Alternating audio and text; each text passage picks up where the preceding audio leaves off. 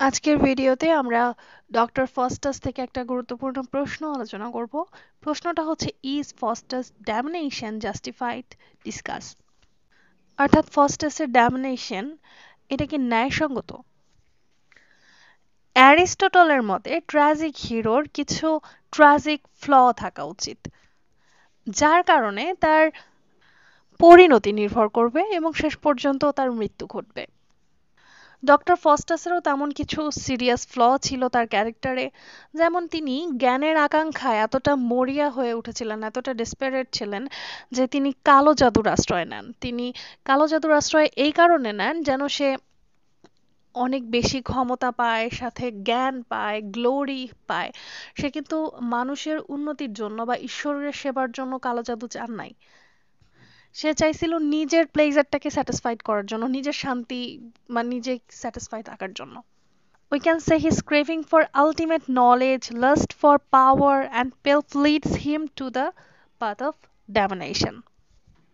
সে এই জিনিসগুলো অর্জন করার জন্য, এই আলটিমেট নলেজ অর্জন করার জন্য কালো জাদুর সহায়তা নেয় এবং লুসিফারের সাথে মেফিস্টোফেলিসের মাধ্যমে একটা চুক্তি করে। অর্থাৎ তিনি জ্ঞানের বিনিময়ে নিজের পার্সোনাল প্লেজারের কারণে নিজের আত্মাকে বিক্রি করে দেয় শয়তানের হাতে 24 বছরের জন্য। সে মনে করে ম্যাজিশিয়ান বা যে কালো জাদু জানে সে ঈশ্বরের সমান মাইটি। তারপরে সে ঈশ্বর সংক্রান্ত বিষয়গুলোতেও অবিশ্বাস দেখায়, যেমন সে মনে করতো হেল ইজ ফেবলস। শুধুমাত্র তার পার্সোনাল প্লেজারের কথা মাথায় রেখে সে লুসিফারের সাথে চুক্তি করে। অপরদিকে গুড অ্যাঞ্জেল তাকে সাবধান করতে আসলে সে ইগনোর করে। সে যখন ক্ষমতা পেয়ে যায় তখন সে খুবই ছোট ছোট কিছু আজাইরা কাজ করে নিজের শক্তিগুলোকে ওয়েস্ট করে, নিজের জ্ঞানকে ওয়েস্ট করে। সে হেলেনকে চায়, কিন্তু মানবজাতির ভালো সে চাইলে করে যেতে পারতো, কিন্তু করে নাই। এমনকি he knowingly and willingly rejects God's mercy. He makes a pact with Lucifer, selling his soul in exchange of earthly power, pleasure, and knowledge, which is considered an act of hubris. সে শেষ মুহূর্ত পর্যন্ত অনুতপ্ত ছিল না, সে শেষ মুহূর্তের আগ পর্যন্ত অনুতপ্ত ছিল না যে তার ঈশ্বরের কাছে ক্ষমা চাওয়া উচিত। এই সকল কিছু কারণে ফস্টাসের ড্যামিনেশনকে জাস্টিফাইড দেখানো হয়। আবার কিছু কিছু কারণে আনজাস্টিফাইডও দেখানো হয়। যেমন সে যা করেছিল, সে জ্ঞানের জন্য শয়তানের সাথে আত্মা বিনিময়ের চুক্তি করেছিল। এইটা করেছিল কারণ তার জ্ঞানের প্রতি তৃষ্ণা ছিল। এইটা একটা রেনেসান্স স্পিরিটের বৈশিষ্ট্য।